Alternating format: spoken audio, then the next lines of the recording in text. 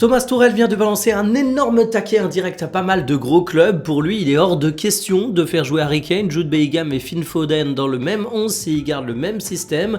L'équipe est prioritaire et tant pis si certains joueurs cirent le banc.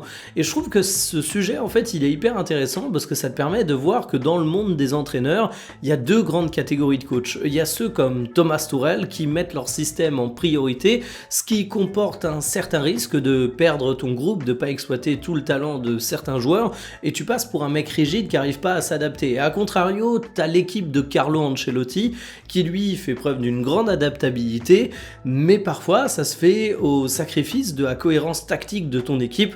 Faut avoir en tête qu'en fait il n'y a pas de solution parfaite, ça dépend de quel style de manager tu es, quel style de tacticien tu es, et t'excelles plus ou moins à t'adapter et t'excelles plus ou moins à mettre en place un système fixe qui permet de compenser le fait que les meilleures individualités sont pas sur le terrain. En tout cas, Thomas Tuchel du côté de l'Angleterre, faut avouer qu'il a l'embarras du choix.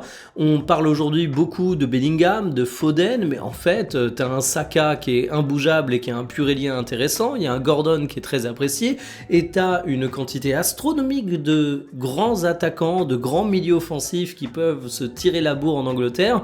Donc Tuchel, pour le moment, il est droit dans ses bottes, mais j'espère pour lui que l'Angleterre va avoir des résultats à la Coupe du Monde, sinon il va se faire allumer.